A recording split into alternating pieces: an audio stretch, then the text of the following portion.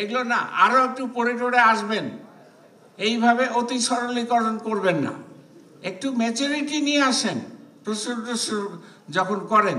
অত্যন্ত দুঃখের সঙ্গে বলতে হচ্ছে, কারণ এইটা কোনো জার্নালিজম না, খালি এক কথায় ঘুরে ফিরে বলেন। বহু বছর ধরে বাজেট ঘোষণার পরদিন সাংবাদিকদের বাজেটোত্তর সংবাদ সম্মেলনে নানা প্রশ্নের উত্তর দেন অর্থমন্ত্রী। এবারও তাই ঘটেছে। তবে অর্থমন্ত্রী হিসেবে প্রথমবার দায়িত্ব পাওয়া আবুল হাসান মাহমুদ আলী সাংবাদিকদের প্রশ্নের বাণে বারবার মেজাজ হারিয়েছেন, যা একেবারেই নজিরবিহীন। আমি মেহের ডিবিসিতে কাজ করি, একটা করে হোক সম্পূর্ণ প্রশ্ন না, এটা তো নিয়ম নয়, কোথাও এটা করা হয় না। মূল্যস্ফীতি নিয়ে প্রশ্ন করা হলে ঠিকঠাক উত্তর না দিয়ে অর্থমন্ত্রী বলেন এমন প্রশ্নের ধরনে তিনি নিরাশ হয়েছেন। গত 2 বছরে বাংলাদেশের মানে টাকার অবমূল্যায়ন হয়েছে 37.3%। মানে আমাদের যদি টাকায় আমার অর্থনীতিকে আমি মাপি, তাহলে কি আমার অর্থনীতি ছোট হয়ে গেছে।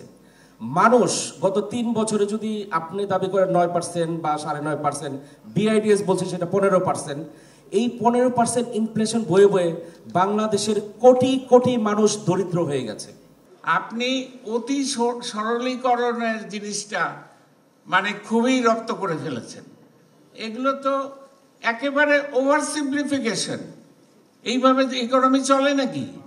হ্যাঁ, আমরা সব ছোট হয়ে গেলাম, আমাদের সব শেষ। কোথায়? এগুলো না, আরো একটু পড়ে টরে আসবেন, এইভাবে অতি সরলীকরণ করবেন না, একটু ম্যাচুরিটি নিয়ে আসেন প্রশ্ন যখন করেন। কালো টাকা ও দুর্নীতির বিরুদ্ধে কি করবেন অর্থমন্ত্রী, এমন প্রশ্নেও বিরক্ত হন তিনি। যেটা কালো টাকা সেটি কিন্তু আসলে দেশের অর্থনীতিতে ব্যবহার হয় না, চলে যায় বিদেশের বাইরে, পাচার হয়। এবং ব্যাংকিং খাতেও আমাদের দুর্নীতির আছে, সুশাসনের অভাব আছে।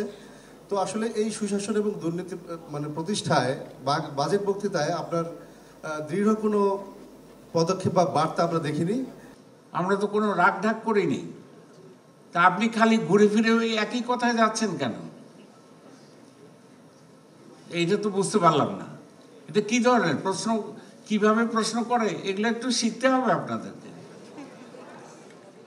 অত্যন্ত দুঃখের সঙ্গে বলতে হচ্ছে, কারণ এইটা কোনো জার্নালিজম না, খালি এক কথায় ঘুরে ফিরে বলেন এবং অতি সরলীকরণ। এইভাবে চলে নাকি? সমাজ সংসার এইভাবে চলে? কোথাও চলে না। এগুলো দেখেন, দেখে একটু শিখেন, তাহলে আমাদেরও কাজ করতে সুবিধা হবে। কেন্দ্রীয় ব্যাংকের রিজার্ভ নিয়ে প্রশ্ন করা হলে মন্ত্রীর উত্তর এগুলো নন সিরিয়াস প্রশ্ন। যে আপনি বলছেন যে এই অর্থবছর শেষে আমাদের রিজার্ভ প্রায় $32 বিলিয়ন দাঁড়াবে, যেটি এখন প্রায় $20 বিলিয়ন কাছাকাছি। তো এই বাংলাদেশ ব্যাংক তো অনেকদিন ধরেই চেষ্টা করছিল রিজার্ভ বাড়াতে, কখনো 10 মিলিয়ন বাড়লে 5 মিলিয়ন কমে।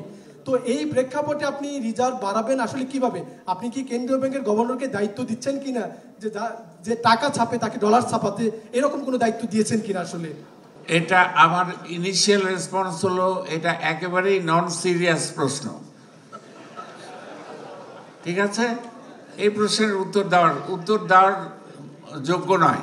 তবে অর্থমন্ত্রীর 82 বছর বয়সে সাহসী বাজেট এবং সংসদ সদস্যদের বিনা শুল্কে গাড়ি আমদানি বন্ধ করার প্রশ্নকে সাধুবাদ জানান তিনি। এটা আপনি কবে কখন করবেন সেই ব্যাপারে না, কবে কখন করবেন এরকম হয় নাকি যে আপনি দাঁড়িয়ে প্রশ্ন করলে আপনি কবে করবেন, এটা এরকম হয় না।